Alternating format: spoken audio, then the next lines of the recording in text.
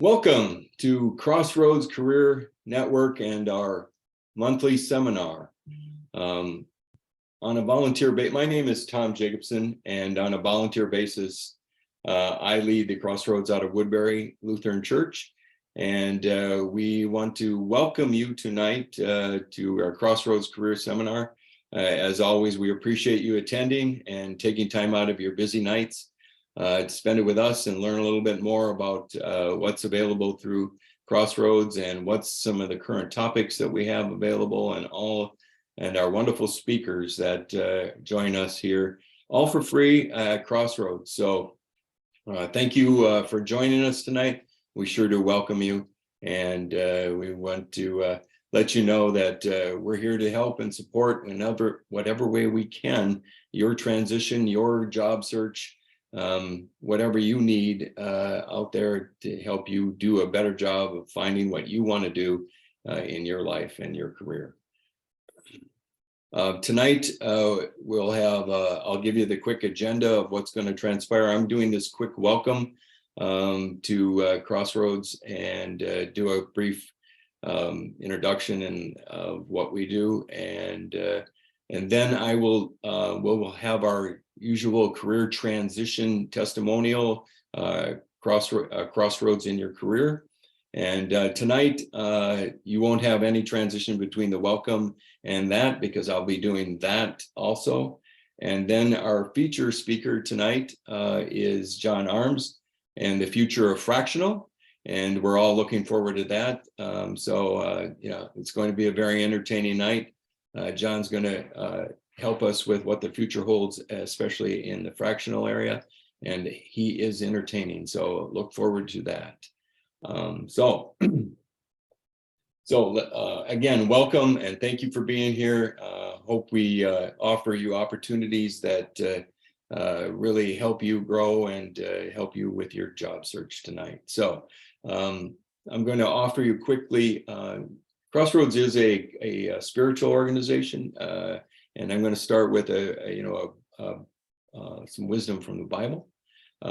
In the book of Proverbs, chapter 24:27, put your outdoor work in order and get your fields ready. After that, build your house.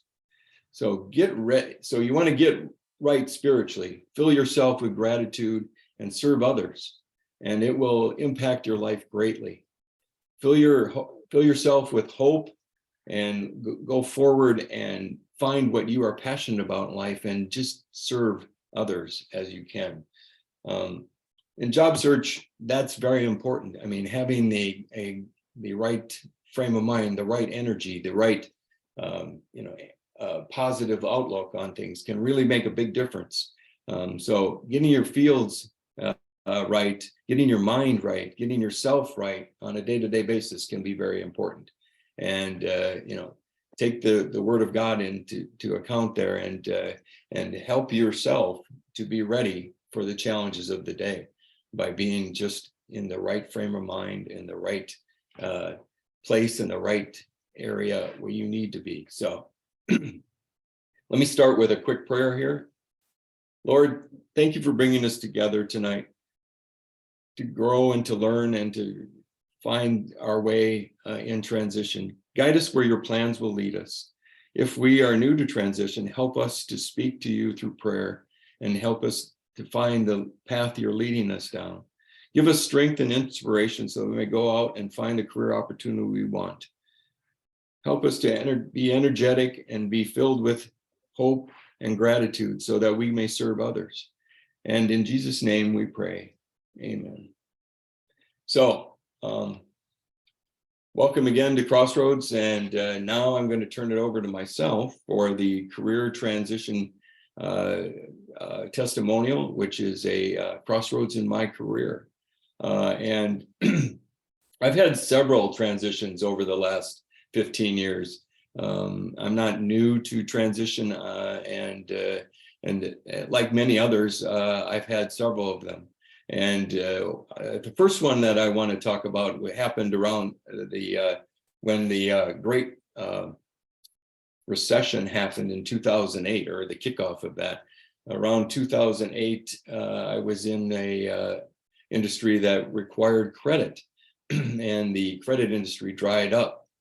And so we had to shut our Woodbury office and lay off all 80 of us, all 80 employees that were working there. And I found myself in transition for the first time in a long time. So I was out looking for a job, and I was trying to figure out my way. And it wasn't easy because it had been so long and my tools weren't sharp. And I had no idea what to do. But I did know one thing, that networking was the way to go. But I didn't know it was networking at the time. It was like getting out there and trying to find people that I knew that could help me.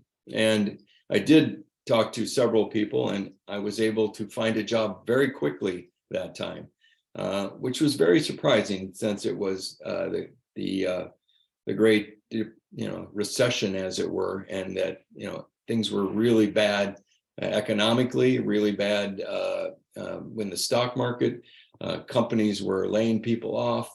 It wasn't a great time to be looking for a job, but I was fortunate enough to know a few people and talked to enough people that I was able to get a referral into a company and had a really good opportunity in less than 6 months. And it was very fortunate.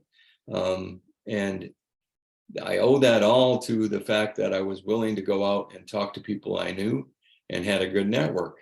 Even though I didn't have LinkedIn at the time, or I didn't have a robust LinkedIn. I had LinkedIn, but I had a very few people on it. Well, I probably had a couple hundred, but all things being equal, it wasn't a robust network like it is today. And but the moral of that story was that any network is only as good as you keep it up. And I did not do a great job of keeping it up. And that's my lesson learned from that first transition, was that you need a network of people that you can count on to help, be your guide in job search. And LinkedIn is one tool in that. But what I failed to do once I found a job was to keep working on my network. And lo and behold, I found myself 3 years later back in transition. And this time, the job market wasn't quite as robust. There wasn't quite as many opportunities for me. I had quite a hard time finding anyone to even talk to. And it went on and on the way it seemed. And my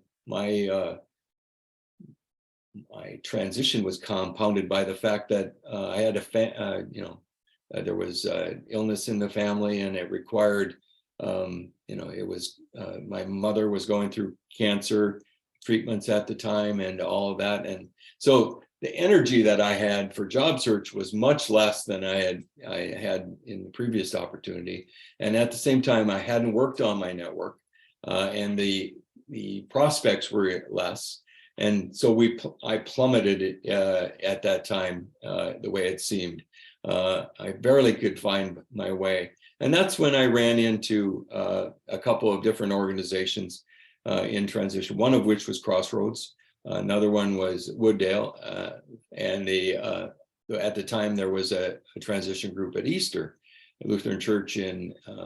So what I found was that these groups of people helped in a way that were to really help me, hone my tools, sharpen my tools, and make them more effective.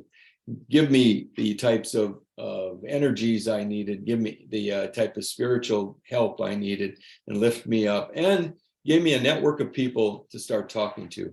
And in this transition, though, it took not months, but years to find what I was looking for.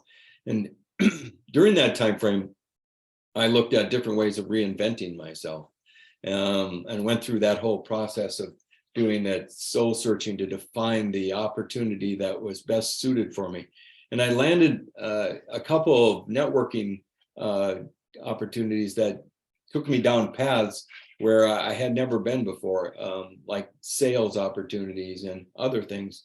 And I found that I was looking for something where I could be independent, somewhat of an independent contractor.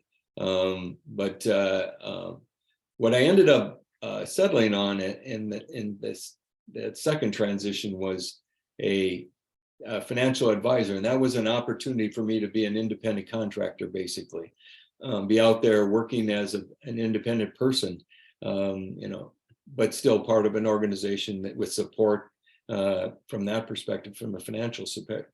So you had the infrastructure that supported that career opportunity, and it was really, for a long period of time, that was really great, and I was going fine. I really started building a niche, and I found the things that were necessary to be successful as an independent contractor.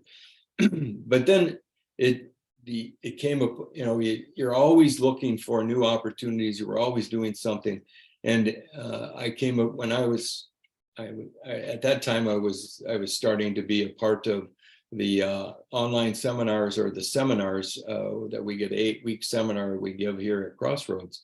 And I found myself looking at job search in a whole different way and transition in a whole different way, and decided that I wanted to leave that opportunity and find what my passion and really go into what I wanted to do. So that I started my next transition on my own, which was I decided that I wanted to move from what I was doing as a financial advisor and just up and quit and left it behind, and started my own transition at that point, my own job search, my own transition, not because a company laid me off, or because we had to close the doors, but because I wanted to find a different brand. So transition can be many things, but to many people. And in this last case for me, that this transition was because I wanted to do something different.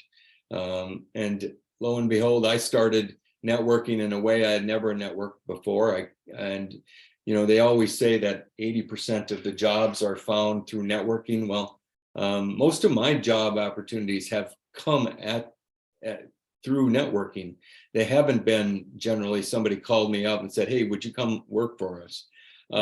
It's been, someone referred me to someone who had an opportunity, or had a thought about an opportunity, or something of that nature, and that's how it came about. So in this last case, I was able to network into an opportunity where I'm currently at, and I'm enjoying every day of it. And it also gives me an opportunity to be a part of Crossroads and still, volunteer and be a part of this wonderful organization where we're constantly helping people who are in transition. And it gives me an opportunity to use my strengths and things and the tools that I've been able to come across over the years to be successful and help others be successful in transition. So it really can change careers in a lot of ways. One thing that I want to depart upon you, though, that I really found in my transition that really was critical, was the faith component. And how I started my day in some cases really makes a big difference. And I think it was Darren Hardy, who's an online mentor per se, and he has consulting services. But he said one of the key things that about starting your day is to not get into your email, not to look at TV, not to to surround yourself with the noise of the day, but to really focus on what you wanted to do. Gratitude, meditation, things of that nature that build energy, to build the type of positive vibes that you want in your day so you can be successful. And I found that to be important. Another thing is starting your day with a devotional and maybe reading, from the Bible and that sort of thing. And in the final section of tonight's night, where I tell you about the benefits of Crossroads, you'll hear about a book that you'll be receiving if you're new to Crossroads that'll help you with that type of beneficial. But the one thing I wanted to part upon you is that it's really important to stay positive and to really to focus on different things and to take organizations like Crossroads and others like it and really use them as tools to springboard you in your transition, because it can really make a big difference. So to sum up the things that I learned in my transition, it really comes down to making the most out of every opportunity. Never let your network, always be working on your network, always be adding new people, always be talking to new people, so that you grow that connections that you have in the workplace and outside in the world, so that you have opportunities. Well, it went dark. Now, I guess that means I should wrap it up. And then the one last thing is, if you are new to transition, or if you're in transition and you're struggling, I highly recommend the 8-week course that Crossroads offers. And I think it is a springboard. It'll help you be successful. And I highly recommend it for those who are in transition. So that being said, that's my career transition story, my testimonial, and I wanted to share that with you tonight, so that hopefully you heard some things in there that you can use in your if you're in transition and you need help throughout the way. At this time, then, I'd like to transition from the testimonial part to our main seminar tonight. And John 𝙗𝙗. John 𝙗𝙗 is an expert in the fractional area, and he is going to share his wisdom tonight with us. I'm just going to turn it over to you, John. I think I've talked enough, and just give you the opportunity to talk now and Sure. Direct this audience how you want. So, John, it's all yours. Thank you, Tom. And yeah, wet your whistle. You've had a good 15 minutes there. You probably want to wet your whistle and whatnot. So, but anyway, thank you, Tom, and Harry, who's not here. Much gratitude, and everybody who's here tonight. Thank you for coming. I hope I share some new things and new information and some new spirit and direction with you. So that's my hope. And if I do a terrible job, please tell me. But I'm hoping to share what I know about fractional. So as Tom said, just by way of introductions, my name is John 𝙗𝙗. They call me the fractional guy. Somebody gave the name. I decided to be independent myself years ago, and I decided to write the book on how to follow that path. So if not everybody is destined to be back into corporate America or a W-2, not everybody is destined for that. And that's okay. But where else do you go? What else do you do? And fractional is definitely part of that. So, and there's reasons for that. So I am going to share tonight the topic that was written about in the email. The future is fractional. So here we go. I'm going to dig into that and hopefully share what I know and give you some tidbits and pieces. So the future is fractional. And when I say that, I typically hear this. This is what I typically hear back. John, what the heck are you talking about? I don't even know what fractional means. I hear that all the time. And I get that. Fractional is new. It's different. It's a change. I understand that. And change is confusing. It is something that takes time. We have to adjust. There's a learning curve. But as it relates to the American workforce, Tom and I were talking about this earlier, we're in the middle of a change. It happens every now and then that they're this big. To illustrate that point, I'm going to play a little video clip that wasn't that long ago when America was facing another change. And this video clip has Katie Couric and Bryant Gumbel having an interesting conversation about the internet. So I'm going to play that. I hope, and if it works, it'll work. So let's see if this goes. Give me a second here. Maybe it'll work, maybe it won't. I hope it will. It's paused. Resume share. Doesn't want to share. Well, let's try it again. I'm going to go over to a different screen. Bear with me, everybody. Bear with me. Stop share, resume share. We know technology isn't always John's best friend, so. Okay. Where'd they go? Okay, so here we go. I'm gonna hit play and let's listen for about 30 seconds. Then, can you explain what internet is? No, she can't say anything in 10 seconds or less. Oh, Allison will be in the studio shortly. What is- What does that mean? It's a giant computer network made up of, started from. Oh, I thought you were gonna tell us what this was. It's like You've a been looking in the computer dictionary. billboard. It's not it's a computer billboard, but it's Right. nationwide, and it's several universities and everything all joined together. Right. And others can access it. Right. And it's getting bigger and bigger. It Just came in great. really handy during the quake. A lot of people, that's how they were communicating out to tell family and loved ones they were okay because all the phone lines were down. I was telling Katie and I've But been you don't talking need that, you don't need a phone line to operate internet? No. back now 56 minutes. I Confusion. wasn't prepared to translate that. Confusion. This What was is doing the that internet? I have to with stop this Oh, now. that's That little right. mark with the A and Okay, then the hold ring on, around I'll it. stop it. It just See, wants to that's what keep I said. playing. Katie said she thought it was a bot. So interesting. Interesting, isn't it? That was the start of how we adapted to the internet. That was the start of how we adapted to email. No one knew what it was.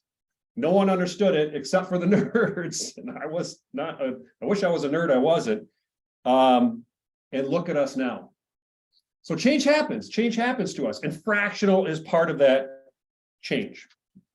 So I say the future is fractional, not because anything I've done at Voyager U, or not because of anything that Silicon Valley has done, or not because anything that Wall Street is investing in. I say it's because we stand at the precipice right now of a major tectonic plate, pull it up by the roots level change in how we work. That's where we are right now in January of 2023. And it's been happening for a while.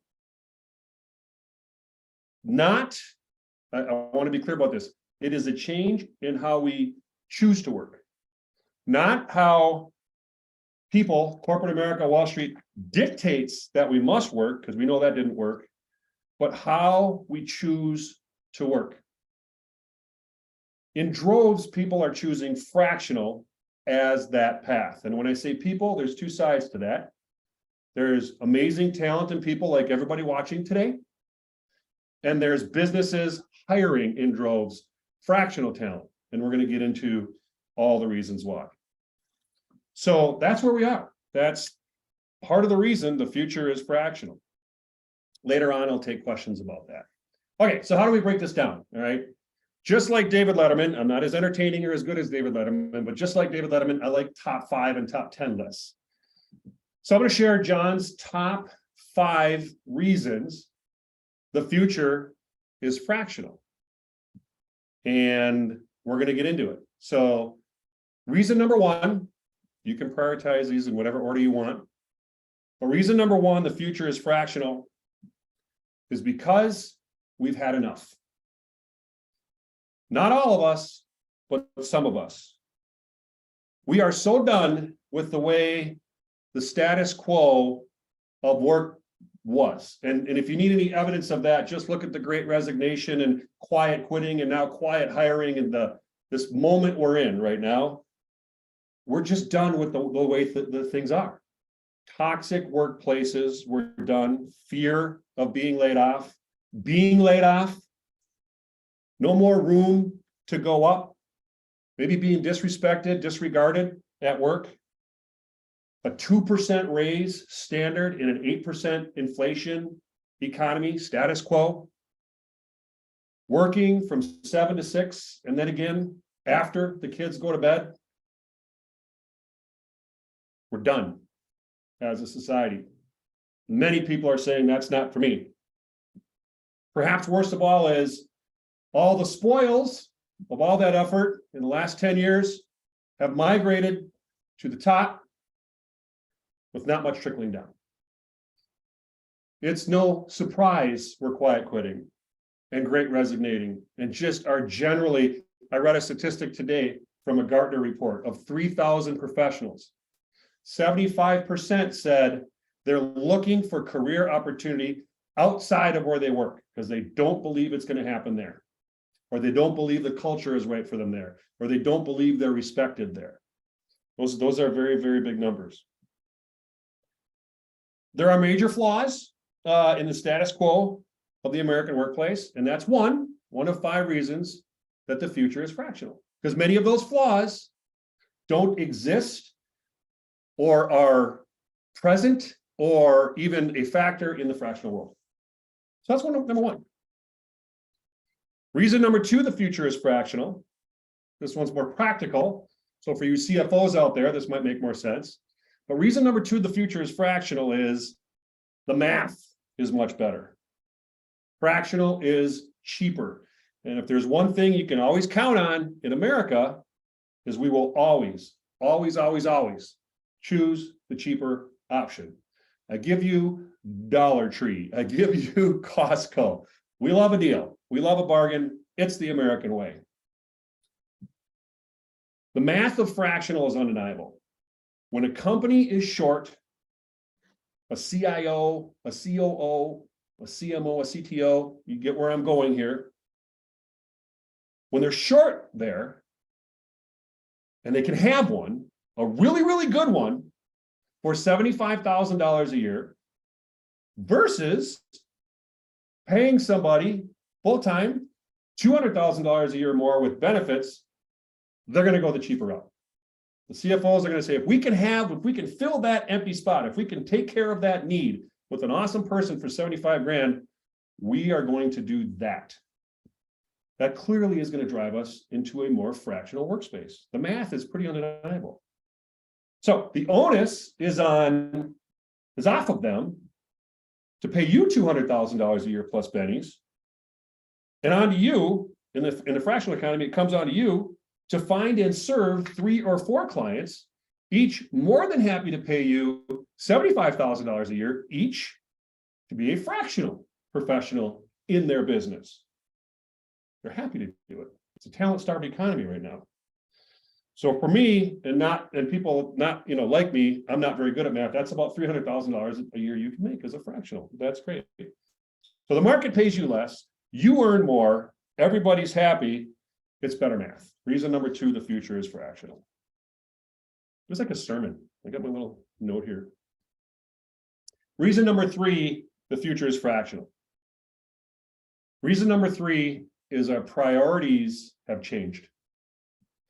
The horrible pandemic, with all the loss of life, all the almost instant tragedy, that forced us to get off the wheel. Literally, we shut the world down for quite some time. And during that time, for a moment, we had a moment and a chance that maybe we didn't have before to examine what we truly value. Our families, our health, our communities. Sadly, I know I did. Many of us had that terrible thought. Does it all end here? And if so, am I living my life right? We faced that. That has not really been faced at that level, that face-to-face with your humanity, since World War II, at scale. So it's pretty big, right? So corporate America says, hey, return to office. We said, bullshit. I changed my priorities. I'm going to my my daughter's soccer game. America said, return to office, please. And we said, nah, I'm going to cook paella with my friends. That's more important. And America said, finally, work from home all you want. And we said, now you're getting it. Now you're getting it. The future is fractional, because fractional, once you learn it, practice it, build the skills at it, get good at it, is where you are the boss of you. Your priorities drive your day, not a clock and not somebody else. So that's reason number 3, the future is fractional. Reason number 4, the future is fractional. This is more practical. Reason number 4 is because you can. The future is fractional because you can. You can learn to do it. Communities like my own, Voyager U, have all, and I'm not pitching that, just there's a few of us out there, but we have all the training and support you need to do it, to go fractional. That exists now. When I started to go fractional independent in 2018, that wasn't there, and now here it is. Worried about biz dev. There's answers for that. We've got software and exchange where supply and demand meet. Worried about being by yourself as a fractional pro. Well, we've got a community of 320 professionals that are all at various stages of being fractional, and it's a community of support and giving. Read the Go Giver. It's a big part of how you become a fractional.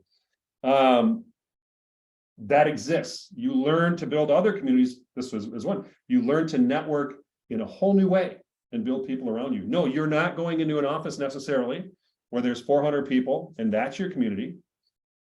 You're entering a world where your community is different. It's funny, I did a little post today. I'm always posting about this, and I talked about how much of a friend I've become with our mailman and the guys at the local hardware store that they just didn't have time and agency to do before when I was in the corporate world. And that makes me rich in friendship, and that's better. I love that. So if you're worried about suffering or from imposter syndrome, that's a fear a lot of people have. You can get over that too. I mean, guess who suffers from imposter syndrome? I do. Guess who else? Oprah Winfrey, Abraham Lincoln. It's super common. Maybe you've heard this, maybe you haven't, but we all have it because we wonder if we're good enough, if they're going to catch on to us, that sort of thing. But know this, your 10 or 20 or 30 or more years of experience is decades of awesomeness and experience and problem solving that is so needed in the market off the Fortune 500 list, but they can't have it unless they go get it fractionally. So you can do that. You can enter that space, and boy, do they need it. For that, you only need to come to terms with how awesome you really are. And that's sometimes kind of hard for people to do is, I will do this, I will do that. Pause. Let's stop and think about how awesome you are. Let's expose that and get that out because that's what the market needs. The talent-starved economy, and you can enter it in a fractional way. You can. I'm glad we're not exploring this in 2018. It was a lot harder when I started. So, reason number 5, the future is fractional, is because you're awesome.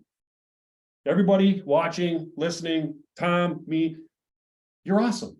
And maybe we haven't done a good job in our 75-year workforce behind us to really pull that out and take full advantage of that. But that doesn't mean it's not there. Choosing to become fractional is a dedicated commitment to understanding what makes you authentically you. And I'm not talking about your resume. I'm not talking about your elevator pitch. I'm not talking about any of that. I'm talking, you're not your, what do they call it? The 10 seconds, right? I'm talking about you. Each of us, we have amazing gifts. We have amazing talents. We have amazing hopes and dreams. That's what makes us awesome in what we are. That's the stuff that makes us who we are. And when you go fractional, at least in our program, when you go fractional, you come to terms with those deeper levels that you of your awesomeness, that you package up and sell it, all of that awesomeness, to an economy that needs it. We're going to go into some details on what that looks like logistically and all that sort of stuff. But one of the hardest things for people is to really come to terms with their own awesomeness. But that is reason number 5, the future is fractional, because we have been spending years now re-examining our lives and reprioritizing and thinking about what really matters to us, maybe more than we have in the last many decades. And that exercise, whether you go through a program like ours or not, that exercise can only lead to you wanting to manifest, I want to get out there and be the most authentic, awesome that I can. And guess what? We've got an economy that needs that really, really bad. Our economy doesn't need grinding anymore. We need thinkers. We need wisdom. We need experience. We need problem solving. And if you're here tonight, you probably have decades of that behind you. You just don't know how to put it back in the market yet. But that awesomeness comes out. And when you come out into the fractional economy, That is what you're delivering. And that's the reason the future is fractional. Maybe the awesome you hasn't been able to get out lately, and that's okay. Maybe you quit. Maybe you were laid off. Maybe you were just phoning it in. Maybe there wasn't room or money or politics or respect for that totally awesome you. Maybe that wasn't there, and maybe that's why you are where you are. And that's okay. You're at a change. You're at a moment of change in your life. But that does not mean the awesomeness in you isn't there. It only means it needs to find a new path, a new journey, and a new adventure to get out. Thank you, everybody. That is the top 5 reasons. I have Q&A queued up, but I can also turn it over to Tom and we can take questions as we go. You can put them in chat. I'm sure there's a lot of questions about how do I do it and what does it look like and how much does it pay? And I can actually address those or have you throw questions at me. Tom, this is my first time with this group, so you tell me how you want me to do that. John, you can do it however you want. Now, Okay. I would start with throwing out a couple of questions to give Sounds great. people a chance to spur their mind, and then you can add them right to the, and George Murray is on, and he already has a question for you. It says, what I'll are the start first there. steps to going fractional? What are the first steps to going fractional? Great question, George. What is the number one thing to do to start? The number one thing to do to start is to come to terms with what your true value is. So you know how we're kind of used to in the job search world, I will go do that. I will form myself to be that job. Maybe that job is a CTO. And maybe you were a COO before, but you did a little bit of tech, so you could be that. I'm gonna morph myself into that. It's the inverse of that. You have to spend time like in our program, we call this the E part, E of explore. And that's when you explore yourself and go, okay, here's what I'm going to say yes to, here's what I'm going to say no to, here's what I'm really, really good at, here's what I love, here's what I'm passionate about. That's what you package up. So you're no longer trying to fit a job description, you're fitting you. And you're packaging that. That's the very first thing you have to do. There's a lot of other things, but that is the first thing. That's mindset work. It's critically important, and there's all sorts of opportunity from that. So that's a great question. I often say, don't start by looking outside for a solution, a job, a lead, a contract, an escape. Start by looking inside, because that's where you're going to really flourish and be prosperous from. Find that own awesomeness. The next question to follow from George is, how do I overcome my fear of the jump? And he says, I promise this is my last question. How do I overcome my fear of the jump to fractional? Well, there's a lot of things there. If you're here tonight, for example, and if you're in transition, you know, fear is unfortunately very close to you because being laid off is frightening and terrifying, and there's all sorts of fear there. And now here's more fear, right? I don't even know what fractional is, much less how to do it, right? You overcome your fear, one, by making a plan and taking the steps. So what you're doing tonight, you're learning a little bit about what fractional is. And hopefully I've given you a little bit to say, yeah, I am pretty damn good. And I'm so worth it, right? You got to build yourself up into that because that's true. So you have to remind yourself how awesome you are. And even though at the moment you're raw and maybe laid off or whatever, that doesn't mean you're not awesome. And that doesn't mean you're not going to go back into the economy in a different way if you go fractional and review that again. So there's other ways to overcome the fear of going fractional. One, you have to learn it. Fractional is a practice. It's a business. We have 12 courses and we've got boot camps to solve all that, but you're choosing to run a fractional business. You're not just choosing to go get a contractor or a client. It's a different thing. Ada has a question. What are common fractional positions in the healthcare field? Good question. The answer to that, I wouldn't say it's limited to the healthcare field because healthcare, like everybody else, is struggling finding good resources to help, people that they can lean on. So, but I have seen a lot of marketing roles in fractional in healthcare. I've seen a lot of marketing roles. I'm seeing a lot of product dev roles, so chief product officers, ops, finance. I mean, kind of the gamut. The roles in fractional ops, finance, IT, marketing, sales, even chief executive officer, HR, CHRO, product. There's 8 right there. You know, critical functions in a business, they're all out there in the fractional world. So healthcare is not immune to any of that. I wouldn't say there's anything about healthcare in the talent shortage and the desire to grow that's any different about any other category. There's an appetite for all of it in a fractional way. So good question, Ada, and keep putting questions in there. I appreciate it, but I'm gonna ask and answer a few more here. So what about biz dev? I'm afraid of biz dev. I don't like to sell myself. I'm worried about that. It scares me. I stop before I start. Tom was talking about this earlier, and that is all of your business, almost all of it, is going to come from referrals, which means it's going to come from networking. But you really have to rethink what networking means for the next 15 years, because it absolutely does not mean the same as it used to. Things have just changed. Tom was touching on this. It's LinkedIn is here now, right? That changes a lot. But to get over and the worry about biz dev, certainly, you know, we train how to do biz dev. We have a community to do biz dev with. We have a fractional exchange where you join and put your name on the list. There's all sorts of things that you can do to enhance your ability to get in front of leads and vice versa. But to overcome that fear of biz dev is to be confident in what you have and what you are, and to network. And like I said, you know, networking is so different right now and for the foreseeable future. Networking, praise the Lord, is all about helping. You know, we call Voyager U a place to help and be helped in that order. If you read the book, The Go-Giver, you get this. If you haven't, please get it and get it. But networking is about to give. And here's why that's important, because this has everything to do with biz dev. Biz dev is hard for a lot of people because you think you got to go sell yourself. You got to come up with a pitch and try to convince somebody. It's very uncomfortable. No one loves doing it. Like 10% of the world is good at it or even enjoys doing it. So good for you, but it's a very uncomfortable thing. So how do you get out there in a significant way? And what can you do that you like to do? Well, very few people are uncomfortable with giving, the idea of giving and helping. So specifically, when you're networking, one of the first questions is, how are you doing? What can I help you with? Do you need a connection somewhere? Do you need an idea?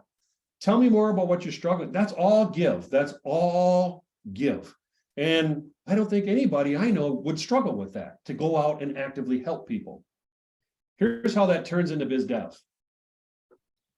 You put all that good energy out in the world, and the universe takes over and brings it back to you. So whether you're a person of faith or not, doesn't matter, right? The world goes to work on your behalf when you put good out in the world. And I'm sure all of us have instances in our life where we know this or have felt this or seen this to be true.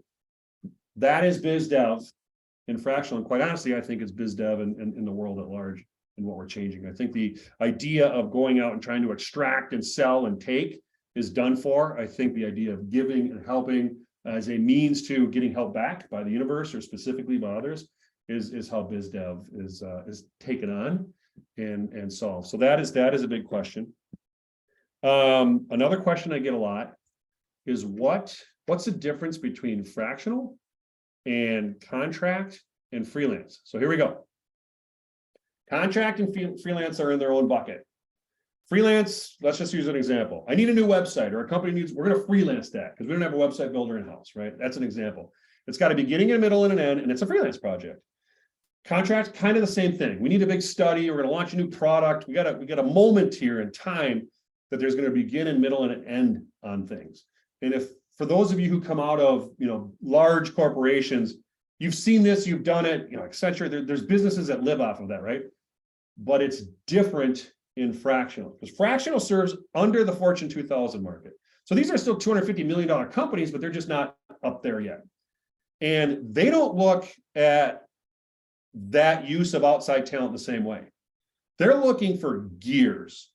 And that's what fractional is. Fractional is where you are a critical gear. You've taken all your experience and said, I am now a fractional COO, for example. And I can say that and I can do it because one, I've trained myself how to do it through something like Voyager, and two, I got 30 years doing this, right? So those businesses that need you, which are by the millions, They're like, we don't have that. Maybe the CEO is also doing the COOing, or the CFO is doing the COOing. As we all know, that can only be temporary. You can't grow very long when you're both in the front of the airplane and in the passenger section. You have to get each seat filled specifically with someone who's really suited for that task. We know this if we've taken strengths finders and all those sort of things. So that's what you're doing. You're that critical gear in the business that's helping them move, takes the load off the leadership that has to wear two hats. Now they're only wearing the one. So that is the difference between fractional and contracting and freelance. Another question I get is, what is the pay range? I talked about this a little bit earlier. The market right now, its appetite right now from a global or USA perspective is, on the low end, a contract is maybe $5,000 a month. Let's say for a fractional COO, that's probably a $2 million business, maybe just after their funding or something like that. On the high end, $15,000 or $20,000 a month, that's probably a $50 million and up company. So that's where the market is right now. There's more $2 million companies than there are $50 million companies, but there's more $50 million companies than there are Fortune 500s, obviously. So, but that's sort of where the pay range lands and kind of the money you can earn per month per client. Next question I get with that is, what do those contracts look like? So this is a big one. And usually when people ask that, they say, how much time are they buying of mine? And this is the mind blower for a lot of people, is they're really not. Your contract is saying, I am going to come in and I'm going to play that empty seat that you have. Again, let's say as a fractional CTO, you don't have you need CTOing and the COO can't do it anymore. So here I am, right? So that's what you're agreeing to. And your contract says, here's what I'm going to guide it, right? I'm the captain of the CTO ship in this business. I need to guide it. I need to direct it. I'm going to lean on all my experience and everything I have behind me to point that in the direction it needs to go. And we're going to grow as a business. Well, that's not really time. You can't say you're going to solve that in 8 hours. The time you put in was the 30 or 20 years before now. That, like every year I say, is every year is MBA. You've already put your time in. So now you're putting your wisdom to work. Here's the fun part about that on the other side is businesses really, really appreciate it. Because they start like the benefit, the value prop to them is, you mean I don't have to do this anymore? Or we don't have to flounder in that role that we can't get filled. We don't have to suffer through that finance stuff that we don't have anybody to do for. That's the first benefit. They're like, so you're on it, right? You're doing it. You got it. Good. Then I got to go to bed, or I got to take a vacation, or finally I get some time off. Number one benefit, it's off their shoulders and onto yours. They feel good about it because they look at people like us and go, oh, you've been doing this for decades. It's better on your shoulders than it is mine. So that's the first benefit of the contract. They're not really looking like, you're going to give me 8 hours a day, right? So let me break apart what the week looks like, what a contract looks like. So the contract looks like that. And again, we have tools for all this stuff. You know, email me, find me, whatever. I'll share what I can share. But the contract is really around the value you're going to provide and the outcomes. And it's not around the hours. Because at this point in your career, your value is not in your hours. It's in what's in between here. So how does that turn into a week? So the typical fractional week, if you have 3 clients, is about 24 hours. And I'll break that down. About every day, you'll probably spend about 1 hour per client. So if you have 3 clients, 3 hours a day. That might be you working on something for them at home, alone, in a room like this. That might be in your weekly Zoom meeting with the sales team. That might be in your weekly leadership meeting. Because guess what? When you're fractional, you're on the leadership team. Because you're in the critical function, you're in the gearing of the business. So you're in the L10 or whatever leadership that is. So hours with the client like that, and then hours in between. So it's about 3 hours per client per day. So you do the math, right? And it's just, you're using more of your wisdom, less of your time. You're using about an hour of your week, each week, to kind of operate your fractional business. I think that's about chapter 8 or something in our boot camp. And then you're doing about an hour each week in biz dev. Networking, going to rooms that are large with a lot of people, meeting somebody for coffee, see if you can help them. About an hour per week on that. It's about a 24, 25 hour week. And if you do the math, if everybody's paying you, let's say on average $7,000, you've got 3 clients, you're in that $200,000 to $300,000 range. Other things that come out that have been coming out quite a bit is a lot of people start side hustles once they've gone fractional because you can. Opportunities will come to you to join a board and make money on the board, or you might have a side hustle you've always wanted to do.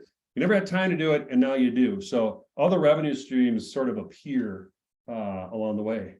Writing a book. A lot of people like to write a book, and if you've been holding on to one for 20 years, now is the time. If you are, even your passion projects, right? If you really love art, you get to spend more time with art. We teach to spend time on those things because it's what builds your soul. It gives you purpose.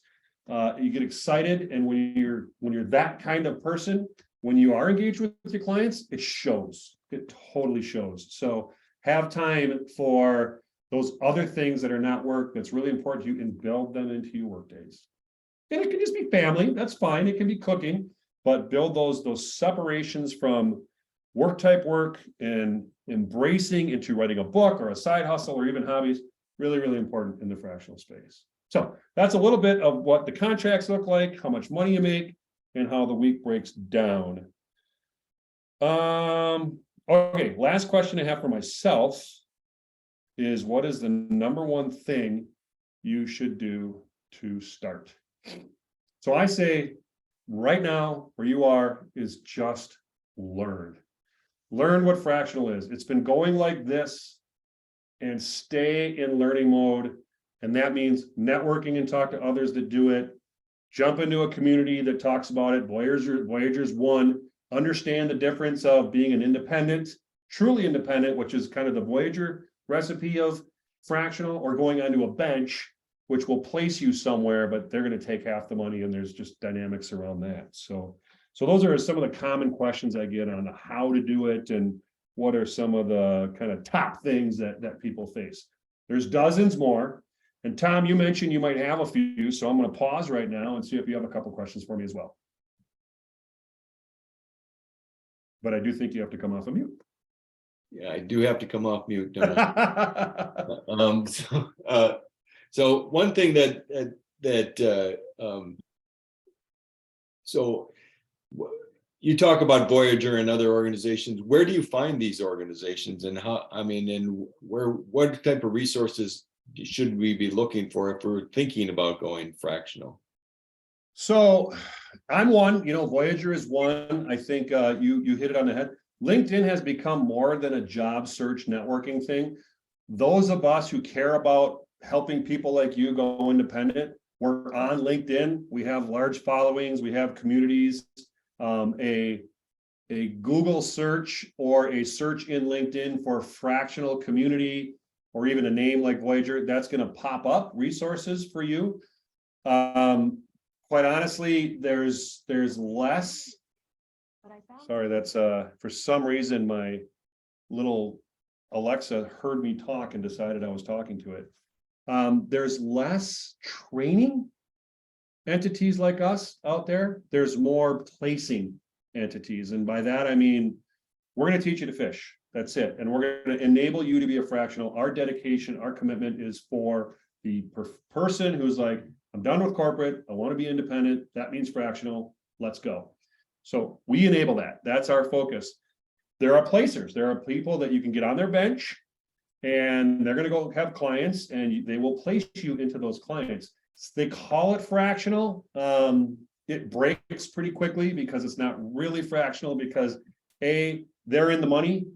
Right, they're between you and the money, so there's that. So they're taking a percentage, you're getting some. So, and then quite often, not all the time, but often, you're being placed on a project or a consulting thing. You're not really placed as that critical gear.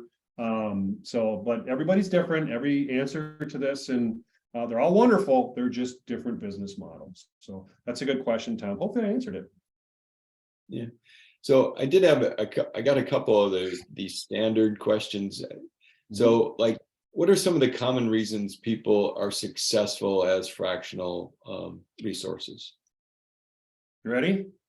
You already know. Networking. The next 30 years of our careers are going to anchor to networking. How we do it's different. What we do is different. But because it's referral based, the more you choose to be out of your pajamas and in having a coffee with somebody, and networking with the intent to help. That is one of the most common features of a successful fractional. Now, with that becomes, there's much more of a sort of biz dev thing to that. So networking is one. And two is the inner work. Really understanding and embracing that authentic, awesome you. The better you are at that, the more time you spend on a rock contemplating that, the better position you are to go in the marketplace and have somebody say, I really need your help here. So networking and really understanding the authentic you and not trying to form yourself to something else, but form yourself to your true self and saying, that's me now. Now I'm a fractional. And I'll give you a really good example of that. There was somebody who was really struggling early on in his fractional career. This is about 2 years ago now. And he said, I can't do this. I'm an ops guy and I'm behind the scenes and I'm quiet and I'm an introvert. This is never going to work. And I'm like, well, do you want to go back to corporate? I mean, there's pathways. And no, last thing I want to do, I'm never doing that again. All right. Well, you seem stuck. So let's see if we can get you unstuck. And so he's an ops guy. And I said, well, why are you struggling? He goes, because I'm no different. I'm just ops. That's it. There's nothing special about ops. There's nothing special about me. It's just, we're just ops people. We're just cogs in the wheel. And I said, that's not true. You may feel that way. The market may have taught you to feel that way, but it's not true. So I said, look back over the arc of your career. And is there any themes, anything recurring over the arc of your career that is true about you, that's different, that you would say, yeah, that is kind of me? And he sort of pulled back in his chair and he thought about it. He said, as I think about that, for my whole career, and I think he was about a 25-year vet in ops, many different companies. And he goes, I've always been like the guy who gets the hottest, most panicked fire drill products. That's me. That's the stuff that always landed on my desk in ops. I said, what do you think about that? And why was that? And he goes, well, one, because I'm good at putting that out. And two, he goes, maybe I'm sick, but I liked it. I liked those kinds of things. Those are the challenges that I like. And I said, so let me turn the tables on you now. Let's pretend I'm a CEO of a company that needs an ops person. And you just told me that you're not just an ops person, but you are the fire marshal of ops people. I said, Bob, you're awesome. You just didn't know it. Hasn't had to work, for clients ever since. So that is part of understanding, really, none of us are just a cog in the wheel. None of us are average. We're all awesome. We're all unique. We all have amazing gifts. We just have to expose them and then go sell them to the market. Okay, so that led me to a couple other questions related to what types of skills do generally that people have to work on when they become a fractional. Because I mean, you talked about networking, you talk about staying optimistic and being engaged in your and pumping yourself up on a daily basis. Well, what other types of skills do you have to work on to be successful as a fractional? Well, that's a good question. I think the first thing is you have to understand where you're strong and you understand where you're weak. And obviously you're going to leverage the thing when you're strong, because you're not going to be good at everything. So there's about 5 key skills that matter. Okay. So are you good at sales or not? And networking? Are you good at operating a business or are you not? Do you understand finance and those sort of things? Okay. Are you good at processors or technology or not? So those 4, maybe there's 4, maybe there's 5, but those are marketing yourself, right? So if you're, can you be awesome at those? No, you can't. I'm not. So what you do, we have a test for this in our coursework, like little sliding scales. And if you're really, really good at marketing, well, you get to do that for yourself. But if you really don't like me, if you don't like banking and financing and numbers and bookkeeping and all that, you don't have to be good at it. You just need to know somebody who is. You just need QuickBooks and your accountant to help you for an hour a month. You just don't have to be a Swiss Army knife in this world. You just go get help where you're weak. So that's a great question, because a lot of people think, well, now I got to be everything. No, you don't. You're not going to succeed that way. You're going to have people around you that can help you in areas where you're weak. And that market is growing dramatically. How many people, there's the admin, the virtual assistant market is growing like crazy, because so many of us just aren't that great at keeping track and doing details. So understanding where you're strong and leaning into that. Okay.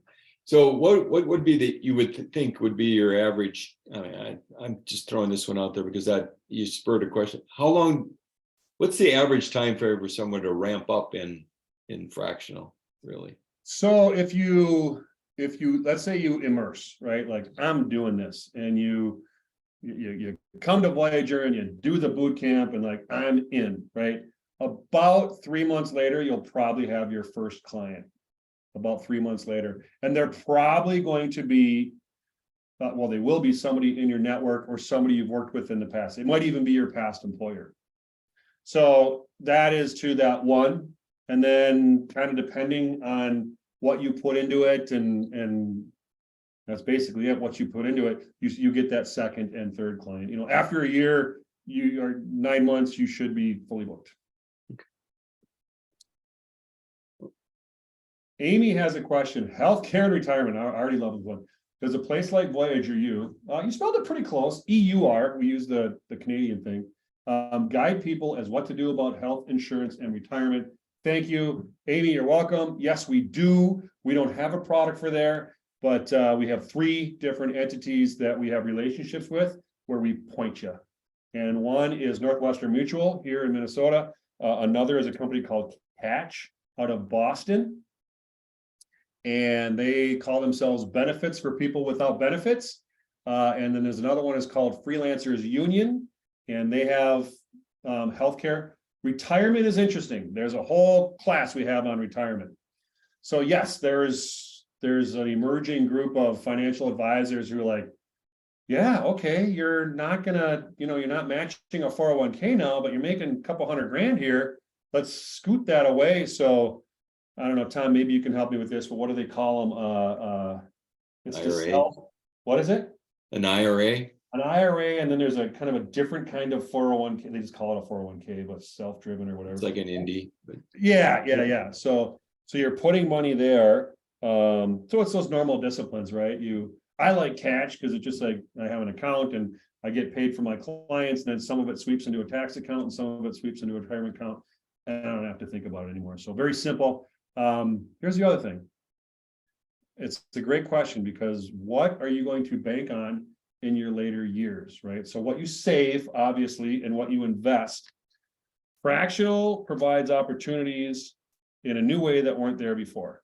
You're not likely to sell your fractional enterprise to somebody else for $5-10 million, but you are likely to have a client that is going to say, you're super valuable here. Let's have an arrangement where you get some equity, 2%, 3%, something like that. That's happening all the time. And it kind of makes sense when you think about it.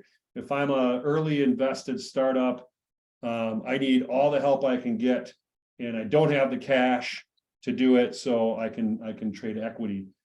So that's happening a lot. And all of a sudden, so you could be part of a company that sells in 5-10 years for $30 million, and 2-3% of that isn't nothing. So some of those things come up as well when you think about future and retirement. So great question, Amy. And you can imagine, I don't have the healthcare answer. I think I don't think America has the healthcare answer. I think we have all the problems without the answers. And so I think there's going to be some other things happening in our marketplace that makes healthcare. I mean, we just can't keep going when one bad accident bankrupts a family. That's just, I don't know how we solve that, but that we can't keep living like that. So, whew. Tom, you have another question? Got me. No. And if there's others on, please put more in. These are really, really good questions, and I appreciate them. I highly expected Anthony Harder to have at least a couple of questions who's on tonight. Does Anthony usually have a lot of questions? He does. They're always very thoughtful and extremely. Do you guys ever come off of, just this screen and go into the full Brady Bunch mode, or is this all kind of how you operate this one? We only have this screen. We don't go to the full Brady Bunch mode. Got it. It's the way we're set up. So. Those of us in our generation, I'm a Gen Xer, we really understand the Brady Bunch references. So yeah, I went way deep when you started talking about the firefighter, though. I went to Red Adair. Yeah. That is way deep. It's interesting. It's so different, right? Like what I'm talking about and what's happening, and I'm coming from a place of I've succeeded as a fractional and I'm training other fractionals and all this is happening, but yet it's all new, right? So this is kind of hard for me to share stuff that, quite honestly, this whole dynamic of fractional, yes, we've had consultants and freelancers forever, but not like this. This is different. This is tectonic level change. And so it's if you're curious and scared and unsure, you should be, because this is all new stuff. Somebody asked two really good questions. Do you have to be a C-level person? You absolutely do not. The best fractional is somebody who has at least 10, if not more, years of experience behind them to lean on to solve problems for their clients. You can be 10 years as a project manager. You can be 10 years in some other role.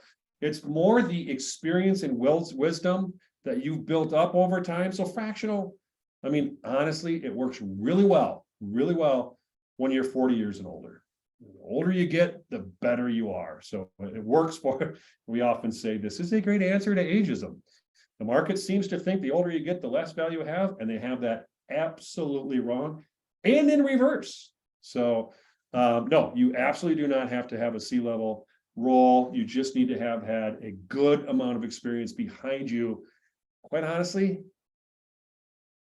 you need to have failed. We learn from failures. You need life behind you and work life behind you to bring value into the fractional economy. So, and most people have a lot of that. They just don't realize that there's a lot of value to it. So, question from Amy: books. I recommended The Go Giver. Any other books you recommend? Anyone to follow? Oh, these are a bunch of questions. All right. So, other books I would recommend other than The Go Giver. We have one. Tom, if you want, I'll send out a one-pager with all things, just a PDF that has links to all this stuff, all these resources that you can share with the team. So we have a book called Consult Your Way to Your Next Full-Time Job. And it's actually a little bit of a trick. It's an idea to get you to be a consultant and stay that way. But that's a great book. A lot of people have used that to become fractional or get them to a point where they can choose to take a full-time job. Most people don't. By the time they're fractional, like, I'm not going back. So that's one. So that's a good book. The Go Giver is an outstanding book. There's a really interesting book/app called So Who's in Your Circle? This is by Mark Lasik, who's an entrepreneur here in our town. It helps you with networking. This is a great book and a great methodology to take your world of thousands or hundreds, like it's concentric circles, right? Who you can help and who can help you. So Who's in Your Inner Circle is one. George Murray wrote a great book called Hired, which is fantastic. And it's funny because the whole idea is hired, right? But there's a lot of stuff in that book that helps you realize how awesome you are. I hate to say it, George, but a lot of that stuff helps people realize how awesome they are, and they become great fractionals from that as well. So George has a really, really good book that I recommend as well. Boy, other ones that I would put up on that shelf. Yes, a book called Workquake by Steve Cadigan. He, like me, has decided to be an advocate for the fractional world, or just a change in the workplace. And he writes a lot and blogs a lot and LinkedIn's a lot about the change in the workplace. It's called Workquake by Steve Cadigan. So that's a really, really good book. There's many others, but in order, The Go Giver, Workquake, Hired, our book, and I'll send a link to it. Those will all get you going. Anyone to follow on LinkedIn, kind of the same people. Follow me. Follow Steve Cadigan. Follow who do you follow other than us in fractional? I would follow Professor Scott Galloway out of the NYU Stern School. He's talking a lot right now about the change in the workplace and how we've reprioritized and things like that. So I would spend time and energy following Professor Galloway. I think what he talks about when he talks about this is very, very relevant. I'd follow Cadigan because he's got a lot to say about it. And if you can handle me, follow me. I nonstop talk about this and try to help and advocate for it. There's somebody local I would follow as well and watch, Kathy Sadaka. She's in our town, and she's fantastic and awesome, and she gets the fractional spaces better than anyone. And so I'd pay attention to what Kathy's got going on. So I know I'm missing some, but those are a few. Podcast and blog. There's a podcast called Smashing the Plateau. That's by David Schreiner Kahn, and he's out of New York, and his whole podcast, Smashing the Plateau. Take a look at that. Great podcast, great person. Again, on the change in how we work and what fractional means. I don't think I hate to say this. I'm not sure he's written a book, but anyway, Smashing the Plateau. Great podcast to follow on this. So there's following you, but anyone else? Yeah, I'm only so good, right? There's a lot of other resources. But it's kind of funny. So if you follow me and if you follow David Schreiner Kahn, if you follow Steve Cadigan, I think the algorithms are going to start spooning stuff your way because you've kind of given it a hint of what you're looking for. So if you're on LinkedIn looking at people like us, I'm quite sure that the algorithms who are probably listening now are going to tune into that. So question, is fractional hiring almost like having in-person VAs, so I'm thinking you mean virtual assistants, who come into the office as needed for solo, small, and startup companies? I don't know that much about the VA market, but although I would think so, in that if VAs are coming into an office and helping with critical gearing and functions of the business, otherwise the business doesn't run, then it would. As far as the market it serves, solo, small, and startup, it's much bigger than that. So kind of the sweet spot of fractional, I mean, just the math in the US is there's 30 million businesses that are not on the Fortune 2000 and up. And they represent 90% of our workforce and about 50% of our GDP. So that gives you an idea of how much scale there is to become fractional and how much need there is who can grab fractional and utilize it, right? So there's a lot out there. I think we often think about, well, this is something for startups. Absolutely not. I've had clients, and I know, 20, 50, $100 million using fractional talent. It's just amazing how I was talking to someone the other day, they were helping a $75 million company. And they were like, I can't believe it. They're a fractional CFO. Like they never even had a fraction. They're $75 million and they never even had a finance office, not even a full-time one. Nope, we never had it. We just kind of pecked away. I'm like, oh my God, that's scary. Now you're getting into bank covenants and loans and all that kind of stuff. But well, they're like, yeah, that's why we hired fractional. So the stratification is very much higher than startups. Startups use it, right? And it's a great opportunity to get some work and get paid and maybe get some equity, but it's much bigger than that market. Are fractional jobs mostly remote jobs? I think fractional is following the path that the rest of the country is following on that right now, in that it is remote. It doesn't have to be. Most fractionals are working from home, Zooming with their clients one day a week, across 3 clients and things like that. Doing what we do fractional is kind of what's happening in the workplace. Maybe a lot less because, quite honestly, we found we're more effective at home than we are. You have an hour per week with your client, you're kind of good. So, I think we're following the rest of the country on remote, not remote. Clearly, though, I mean, it really works, right? I mean, there are companies in New Jersey that have Minneapolis fractionals because it works and they don't care that you're not in the office. What's interesting about that question, Cindy, is what's come out lately has been, why can't we get back to the office and what's going on there and where's that all going to end up? CEOs are like, I'm kind of liking not going to the office too. I like to be at home and have my coffee and go to my daughter's soccer game. And this is working for me too. So, the remote thing is, quite honestly, we learned that we do not have to be in the office to be a productive and successful workforce. And in fact, in many ways, the office is a detraction to that success and progress. So, the jury's out. We'll see. I think if I was making predictions more than those 5, I think we're going to stay remote. I think we're going to be going back, getting together as humans needing other humans, but I don't think it's going to be in the office. I really don't. I don't think it's going to be come back to the office and your world revolves around the office now. I think we pulled that up by the roots. Nope, your world is what you choose it to be. So that's a kind of a long answer to a short question about remote jobs. Good questions. You're welcome, Cindy.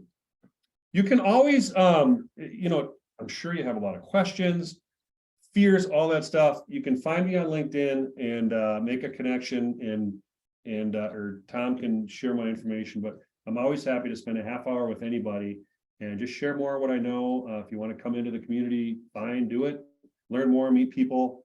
That's what I would do if I was in your shoes, because you're in transition. So these are great things to do while you're in transition.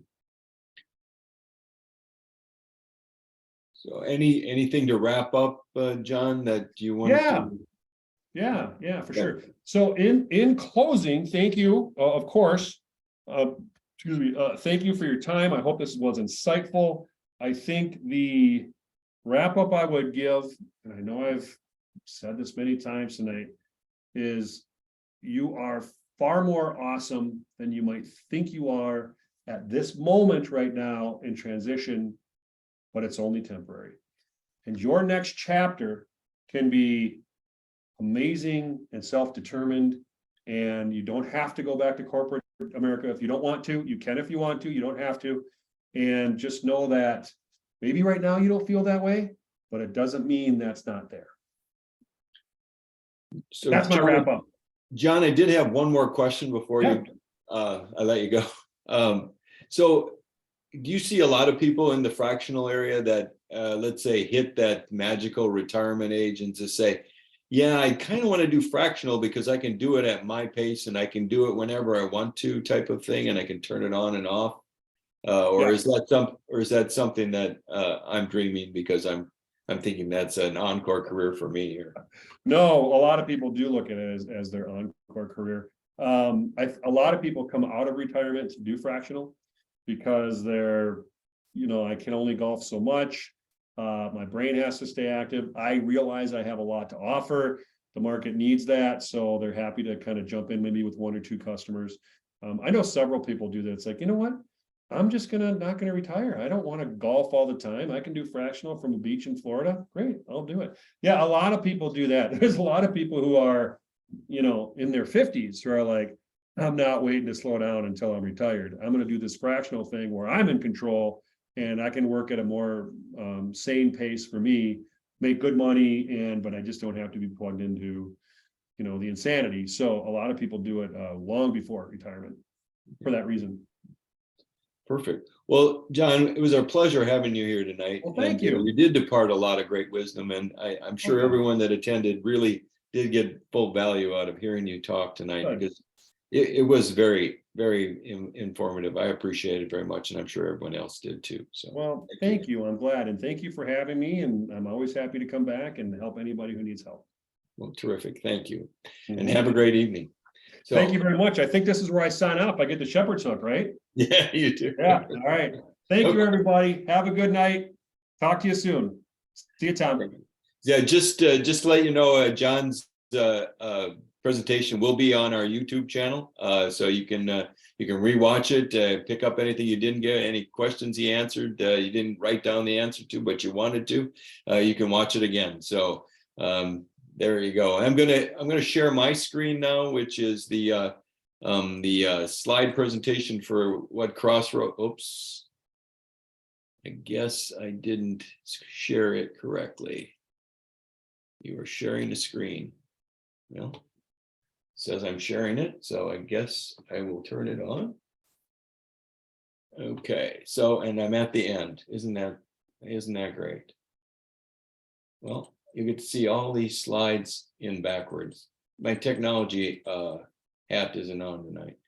Okay, so welcome to Crossroads. That's the free gift I was talking about. If you're new to Crossroads and you signed up for the first time, the first seminar, you will get this free gift, which is How Long, Oh Lord, How Long? And it's a book of devotionals. If you were in attendance for the last seminar, the author who did it was Dale Kreckenkamp, and he was our last speaker on last Thursday's seminar, and he was awesome.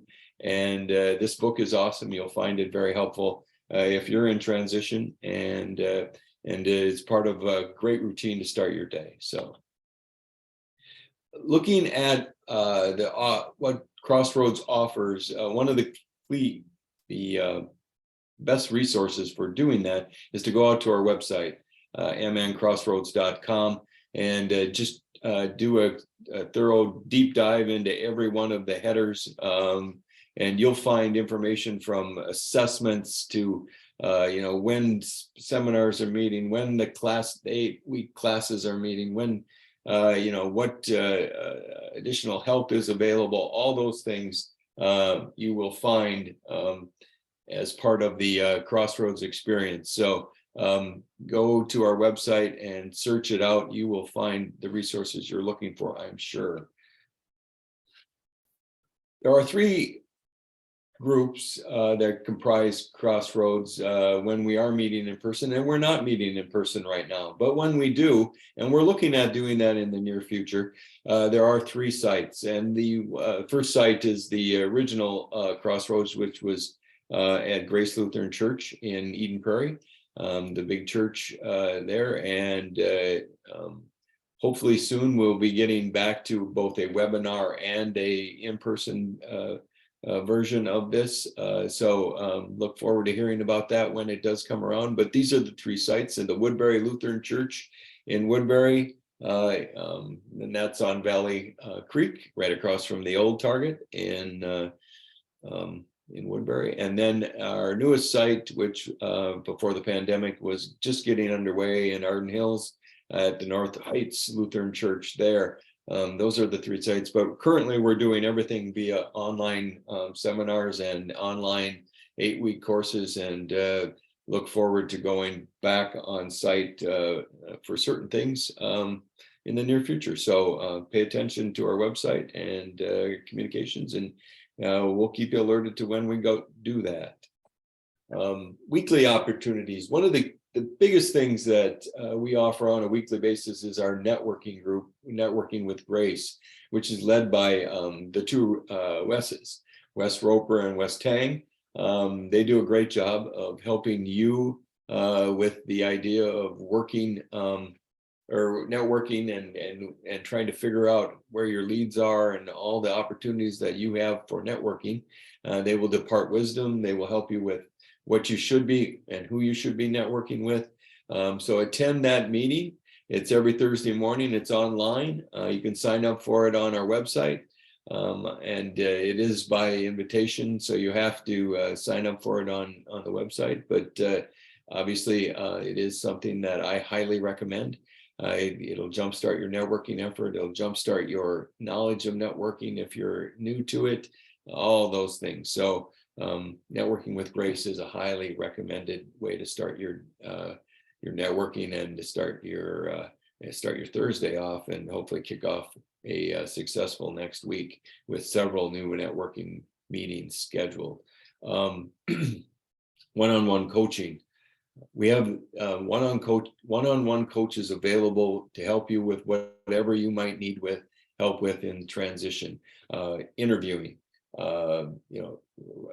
writing your elevator pitch, working on your elevator pitch, Zoom meetings, anything that you might have need to have coaching on. You may find that we have a resource available for that through our one-on-one coaching program. Just sign up for it on the website and someone will get in touch with you and help you out there.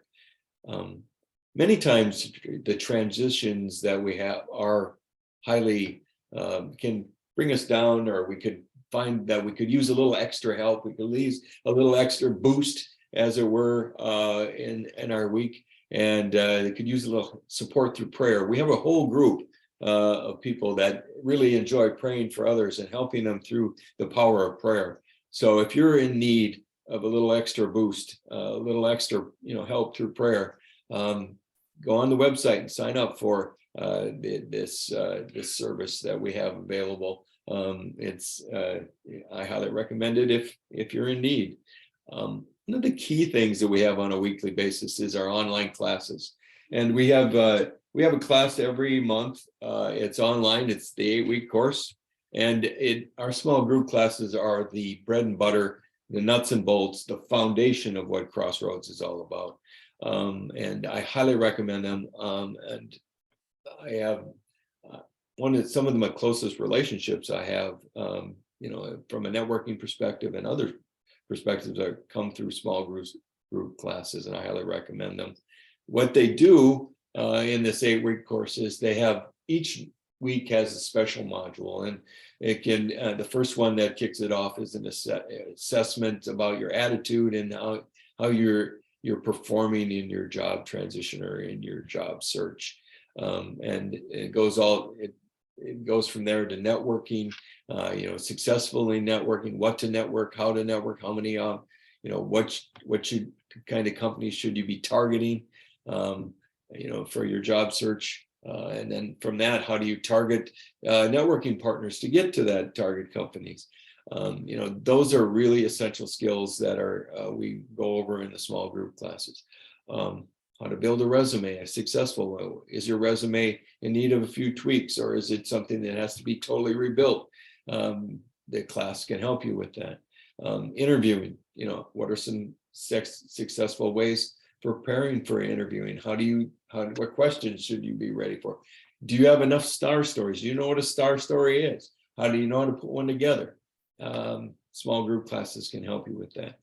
Once you've gotten a job offer, how do you negotiate the fine intricacies of that offer? How do you get a better salary than they're offering?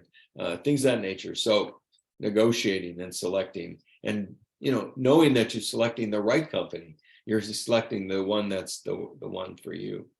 All those things we go over in the small group classes. Now, the key component of the small group classes when they were in person was the relationships you had with the person sitting next to you. Those same relationships can be built via the LinkedIn, or not the LinkedIn, but the Zoom type sessions that we have. I highly recommend that you give our small group classes a try if you're in need of a little help in this area. Even if you're not in a little heat and you need a little push, or you need a little nudge, or you need a little tweak, the small group classes can help you. And they're beginning monthly. For January, the next class starts on the 17th. Less than a week away.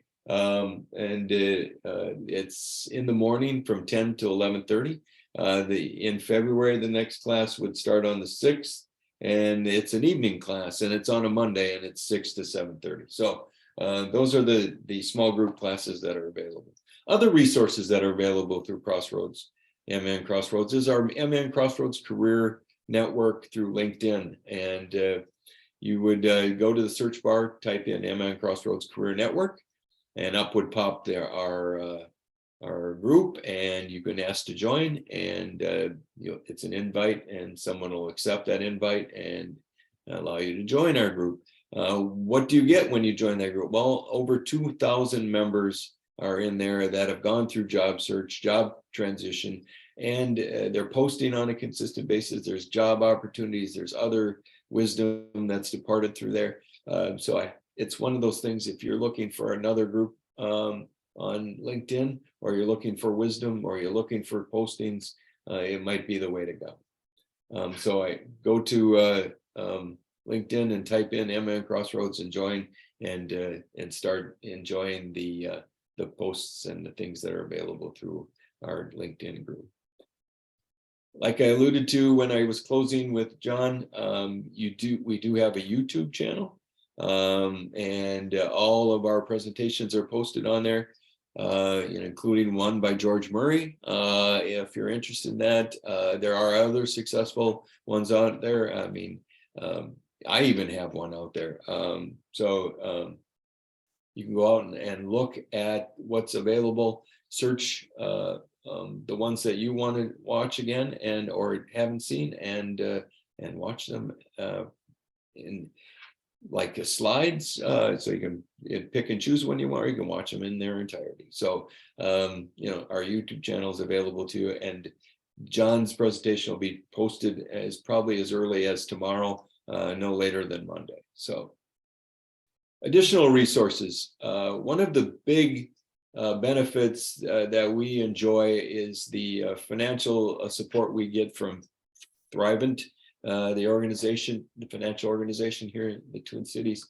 And they really help us out in a lot of ways, so we can do a lot of the things that we do to help people in job search and transition. They also have a monthly series on financial considerations during job search. There's three of them. I highly recommend that if you need information in this area, that you watch them. Even if you don't need information in this area, you might find something extremely valuable by watching them. So give that a look-see on our website, and you might you sign up for them and you might find that very valuable. My light keeps telling me tonight that I'm running over. The volunteers that we have here at Crossroads are immense, and they're something that it takes a lot of us to keep Crossroads running, and here's just a cross section of them. So I check that out, and all the smiling faces on there, they are what make Crossroads work for you, and we're happy to have each and every one of them volunteering with us. If perhaps you haven't a church home and you're looking for one, we have the websites for each of the churches in our group. The Woodbury Lutheran, the North Heights Church, and the Grace Church websites are on here. You can go in person or stream them online. I still think all of them have streaming online of their services. So please check that out. So it's something that I would recommend if you're looking for a church home. Again, that's our presentation for tonight. So in wrapping up, I want to thank all our contributors.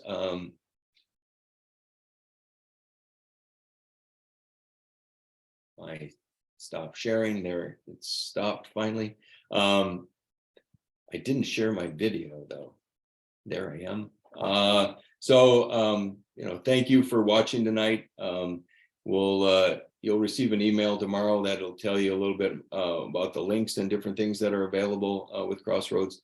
Like I said, the recording will be up on the YouTube channel. Remember that we have 8-week courses that are available in January and February, that if you want them, you can sign up for them. Networking every Thursday with Networking with Grace, one-on-one help, and prayer support are available on our website. Next Thursday will be our next seminar in the morning, Thursday morning, the 19th, 7:30 to 9 with Melanie Martz, Interviewing for Success. So if you haven't signed up for that and could use a little help with your interviewing, I would recommend you do that. I hope you found our webinar tonight to bring you some skills, some knowledge that you didn't have. I give you some things to think about if you're thinking about the fractional area, and that hopefully John did a great job of recruiting you if that's what you want in your career. So a fractional career is in your future. I highly recommend that you follow the direction that John gave you. Let's see. I hope this was worthwhile, like I said, and I wish you the best in your job search and your transition. We hope you will be back with us if you don't find that opportunity before next week. And have a wonderful rest of your evening and a great tomorrow. Good night.